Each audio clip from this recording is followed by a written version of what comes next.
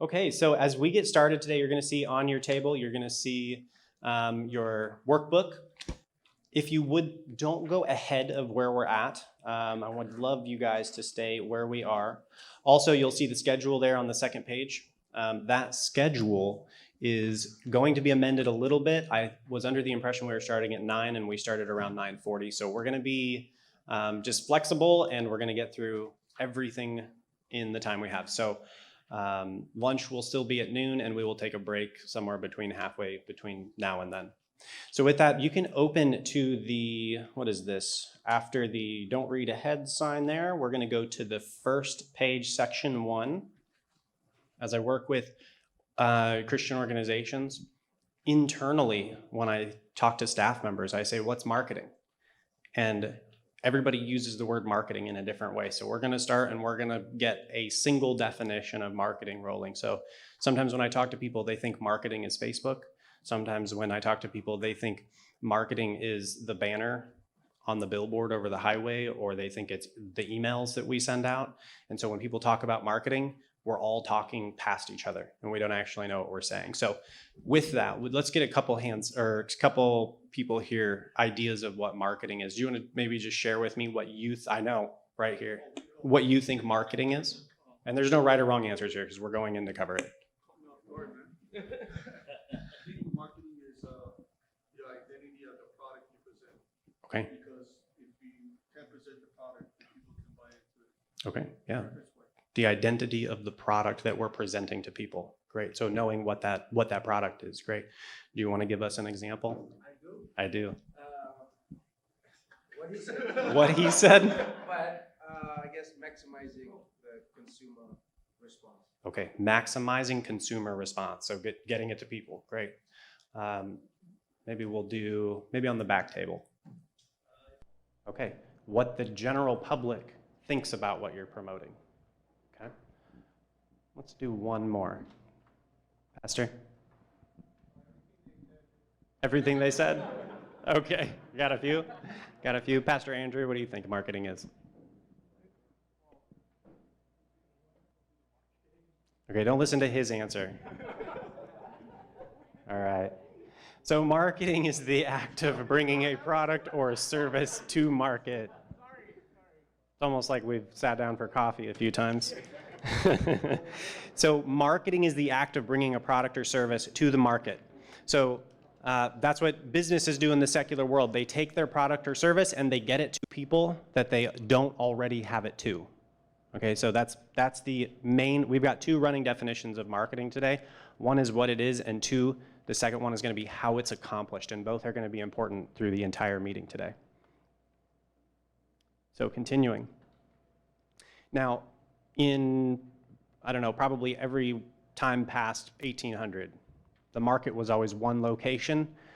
In the Greek, or excuse me, in the Latin, the word forum is the word for market. And there was a forum, there was one, that's where the word forum comes from. We go and we talk about things in a specific place.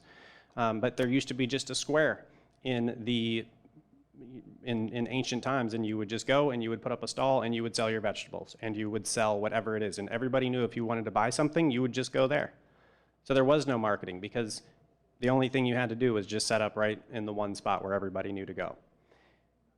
As markets have become less tangible, and we have 1,000 markets. We've got the digital landscape. There's a million places online we can offer a product or service to people. We can do it at Alamwana.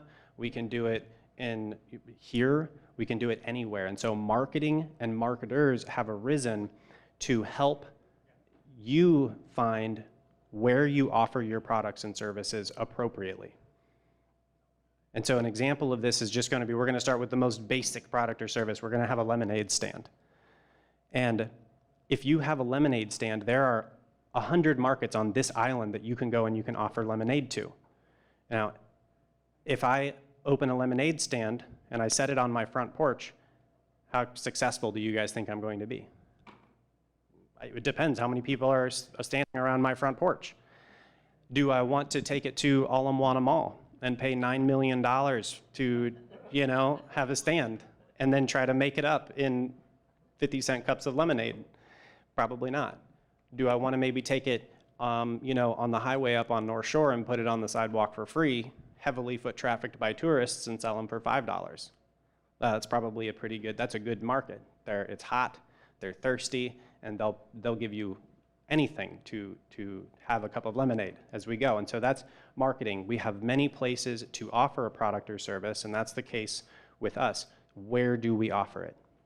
So we want to bring it to them. So as we continue here on your sheet, question 2 is, what products and services do you offer the market? And I'm going to be just kind of asking as we go, but please write down your thoughts, write down anything. These are all things you can use as we continue to craft your custom marketing strategy for whatever ministry you're over. So what products and services do you offer the market? Okay, the opportunity to watch services online. That's a service, absolutely. Great. Maybe over at this table, does one of you want to give a product or service that we offer? Minister? Okay, and that sounds like a service. What does that service do for them? Peace and joy. I love it. That's a powerful service. Thank you. I think a lot of times what we're doing is we're talking about the Christian church as if in business terms, and I think sometimes that can be very kind of discomforting. But if we want to be highly effective, we need to figure out what it is we're offering, and if we're offering the right thing, and if we're offering it to the right people. And so that's kind of how we have to start talking about these things. Now, that's the definition of marketing. We're bringing a product or service to the market, to the people. Marketing is done by influencing people to take a desired action. Okay, so this is question 3 here. List some of the desired actions you want people in the marketplace to take. As a leader here at First Assembly, what is the desired actions, the number one most important things that we want people to do? And I want you to write down some of your answers here. We're actually going to go back. Maybe over with Christian Academy. Apply to the school? Okay. Okay, fantastic. What do you think for the youth? Okay, start a small group in their school. That's great. Fantastic. How about with the music ministry? What do you think is a desired action for people who are engaging?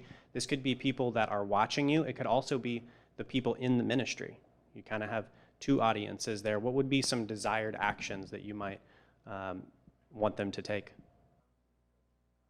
Okay, we want the worship service to respond to the presence of God. And can I ask a follow-up question? How do they respond specifically? Great. Okay, so raising of hands, outward expression, these are very specific things, and we can measure those things if we had someone counting. So very good. We want them to be open to receiving the word of God. So very good. So please feel free to continue writing notes there.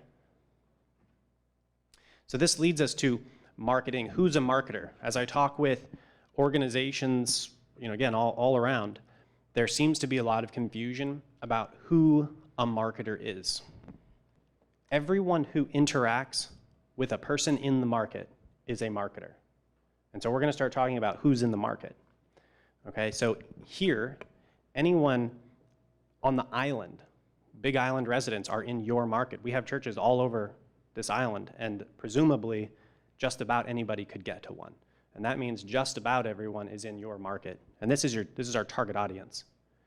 So we've got people online, and this could potentially be from any country. I work with churches who are reaching 150 countries in their online strategy, and you guys are, I'm sure, also doing that. Everyone touched by your ministry. This would be Sunday church goers. It also includes non-paid leaders. So someone who goes through School of Leaders and comes out and says, I'd like to lead a Bible study, we're marketing to them. Because remember, marketing is done by inspiring someone to take a desired action, right? You guys get paid, which is great. We're inspiring them. We're saying, here's the reason why it's so important that you do this, for you and for others. And that means we're marketing to them even when they've already committed to us. So you are the marketer. Now, the designated staff marketer, which I think generally here would be considered Shaiju, if I understand correctly, and in his absence, I think Pastor Andrew is doing sort of the marketing as the title, but the staff marketer, you can't do anything by himself. The marketer on staff orchestrates all of the other marketers to help them get their desired actions. Okay, so if Pastor Josh is working with youth, he's marketing to youth. He is inspiring youth to take a specific action. And the staff marketer helps with the strategy and says, is everything working in a proper order to get the results? And if certain things aren't working right, maybe you can try tweaking this. Maybe you can try tweaking this. And so the staff marketer is orchestrating everybody else in marketing terms on staff to make sure we're getting effective results, which means that they're essentially acting as sort of the conductor of an orchestra in terms of the marketing strategy. And so each of you plays a small role in the marketing done for First Assembly. And I'll give you one example here.